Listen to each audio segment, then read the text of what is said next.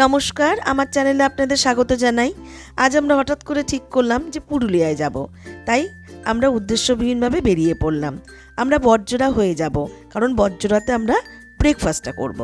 তো বড়জোড়াতে গিয়ে আমরা পেটুক মশাই নামক একটা হোটেলে গিয়ে দাঁড়ালাম এবং সেখানে দেখুন এই বড় পেটাই পরোটা তৈরি হচ্ছে। এটা ওজন দরে এই পেটাই পরোটাটা বিক্রি হয়। প্রথমে পরোটা তৈরি হলো, তারপর পরোটার পেটাই চলছে।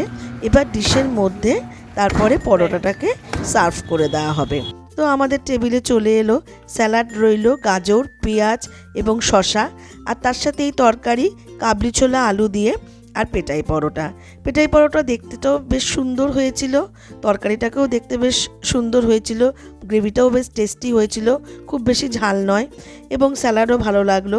আর আমাদের পেটও ভরে, মানে একটা পেটাই পরোটা খেলে আপনার পেট একদম ভরে যাবে, কারণ এক একটা লেচি মানে অনেকটা 200 গ্রাম বা 250 গ্রামের ওপরে হয় ওজন দরে। যাই হোক, আমি পেটাই পরোটা খেতে শুরু করলাম, আর বেশিক্ষণ অপেক্ষা করতে পারলাম না। গ্রেভিতে ঢুকিয়ে মুখে পুরলাম, বেশ ইয়ামিয়ে খেতে, খুব টেস্টি। আবার আমাদের যাত্রা শুরু করে দিলাম। এখন আমরা রাস্তায় আছি, চলুন আমাদের সঙ্গে চলুন। দেখুন কি সুন্দর অপূর্ব ঝলমলে রাস্তা, এবং রাস্তাটা কিন্তু বেশ সুন্দর এবং বেশ চওড়া, আর যেতেও বেশ ভালো লাগবে আপনাদের, অসুবিধা নেই যদি আপনারা বড়জোড়া দিয়ে পুরুলিয়ার দিকে যান। এবং অনেক রকমের রাস্তা আছে, অনেকে অন্য রাস্তা দিয়েও যায়। যারা কলকাতা থেকে আসে জেনারেলি, তারা কিন্তু বড়জোড়া হয়ে পুরুলিয়ার দিকে যায়।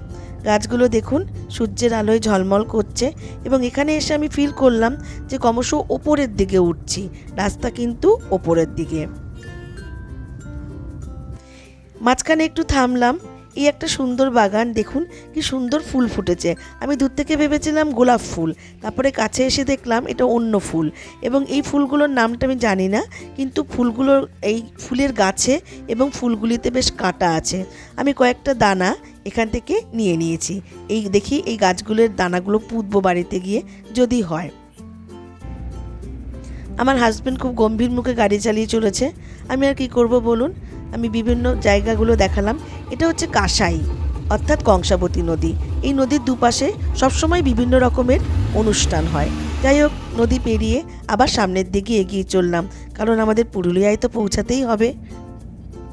এখানে কিন্তু অনেক মাঠ, গ্রাম অঞ্চল, পঞ্চায়েত এলাকা এটা, এবং অনেক চারিদিকে মাঠ। এবার এই পুকুরটা দেখুন, পুকুরটা কি সুন্দর, আর পুকুরটা বিশাল চওড়া, জলটা পুরো চকচক করছে, ঝলমলে জল। সবাই এই পুকুরে স্নান করতে আসে। আর এই পুকুরের একটা বিশেষত্ব কি জানেন তো, এই পুকুরটাতে সবাই বাইকে করে স্নান করতে আসে, মানে অনেক দূর দূর থেকে লোকেরা এই পুকুরে স্নান করতে আসে।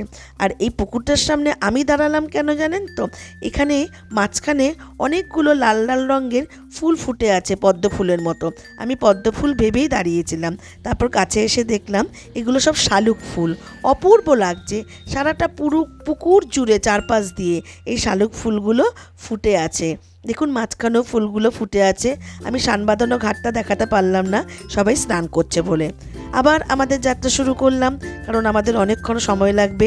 সন্ধ্যের আগে আমাদেরকে পুরুলিয়াতে অবশ্যই ঢুকতে হবে। এই জায়গাগুলো কি সুন্দর দেখুন, চারিপাশে তাল গাছ বড় বড়, এবং খুব সুন্দর রাস্তা। স্মুথলি আমরা এগিয়ে চললাম।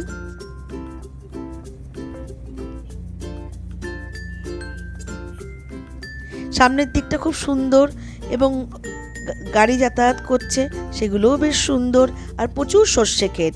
এইবার দেখুন এখান থেকে পুরো অযোধ্যা পাহাড়টা দেখতে পাওয়া যাচ্ছে। সর্ষে ক্ষেতে প্রচুর সর্ষে হয়েছে, এবং পুরো বাগানটা যতটা চোখে দেখা যাচ্ছে পুরো একদম সর্ষে ফুলে ভর্তি। অপূর্ব লাগছিল পুরো ব্যাপারটাকে, এই ঠান্ডার মধ্যে ভীষণভাবে এনজয় করছিলাম।